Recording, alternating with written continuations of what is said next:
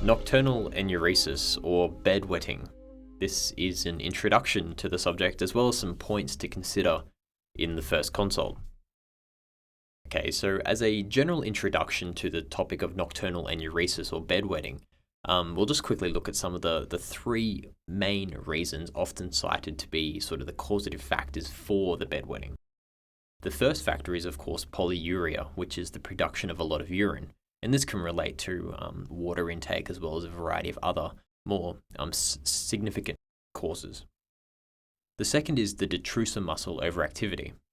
Now, the detrusor muscle is that muscle around the bladder, and so obviously our overactivity of this to the feeling of fullness could also cause bedwetting. And finally, of course, is the lack of response to arousal stimuli. So when the bladder is sending a signal to the child's brain to say that, this is full, you need to go to the toilet now, throughout the night, these children sometimes have a lack of response to the stimuli for various reasons.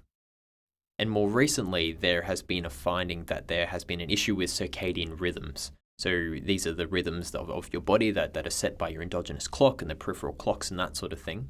The circadian rhythm does feed more or less back into these three main reasons, these three previous causes. So it's not a cause in and of itself, it's simply a more recent reason behind these three other causes. So perhaps more concisely, in summary, and this is a quote taken from an article that we will be discussing in more detail, the enuretic child or adult wets his or her bed basically because the bladder overfills and this fails to wake them up, or the detrusor contraction, so the bladder muscle fails to wake him up or her up, or of course both. Now, there is a slight difference in terms that is important just to consider. If you do get a letter from a doctor or something where the child has been diagnosed with something, the nocturnal enuresis is where the child actually doesn't wake up and they wet the bed, whereas nocturnal polyuria is when they often wake up throughout the night to urinate. And I'll also just dwell for a second here on primary versus secondary nocturnal enuresis. Primary nocturnal enuresis is considered perhaps more frequent bedwetting, whereas secondary nocturnal enuresis is slightly less frequent bedwetting. The actual differences between them are still seemingly under debate as to whether they share a dissimilar or similar pathogenesis. Now we're going to look at a few of the points to consider and some questions and the way to navigate the first few consults, or at least the first consult with a child presenting with bedwetting. Now, these recommendations are taken more or less directly from a great article on the subject published in 2011 titled Nocturnal Enuresis, Theoretic Backgrounds and Practical Guidelines. So the first key consideration is, of course, to rule out severe illness. So what was quite interesting is that a recent study published in 2013, I believe, actually looked at how often parents would refer or take their child who is wetting the bed to a doctor, and they found that a vast majority actually didn't. Now, because they are bringing them to you could mean that they are conscious parents and have already taken the child to a doctor. However, it is important just to let them know that there are a number of severe illnesses that can cause this bedwetting.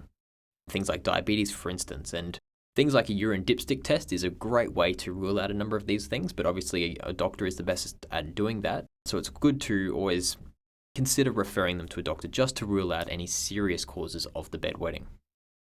So, your child might have come back. The doctor says there's nothing seriously wrong with the child. So what do you do now? So the second consideration, after considering to refer the patient to the doctor, is of course some basic considerations surrounding ensure the child is not drinking a lot of water before going to bed, and of course ensure that they go to the toilet before bed. A range of other secondary considerations or secondary questions that should be asked throughout the consult are as follows. So, how is their urination throughout the day?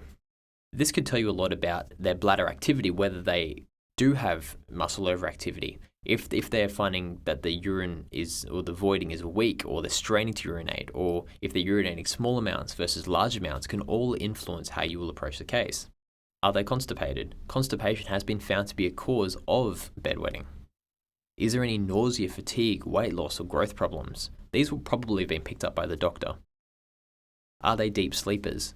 A number of studies have found that children presenting with bedwetting are often extremely deep sleepers, and confusion can result when you're trying to wake these children up. Has it been an ongoing problem versus a recently started problem?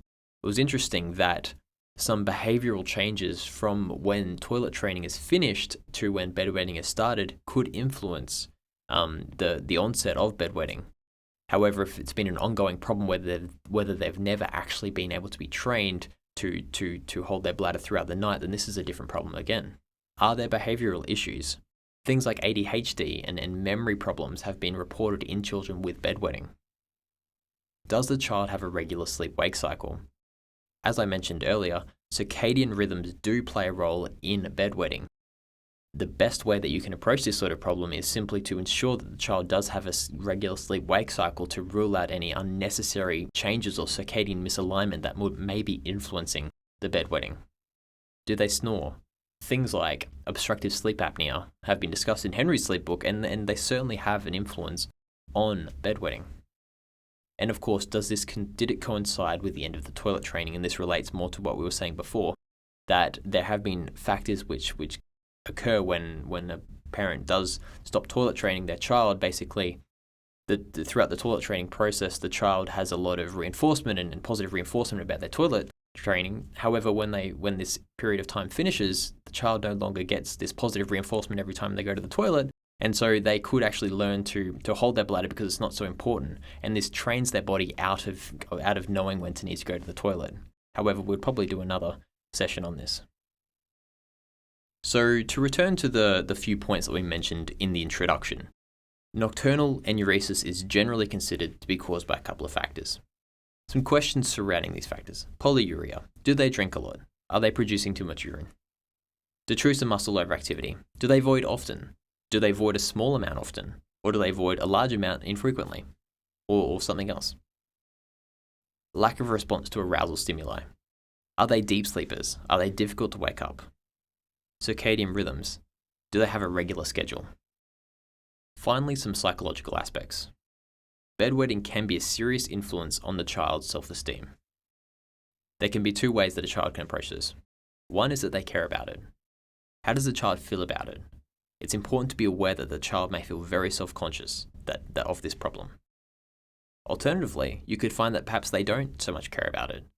Some behavioral therapies, such as the alarm, as well as a variety of other therapies that we will discuss in other videos, can require quite intense motivation on the child's behalf.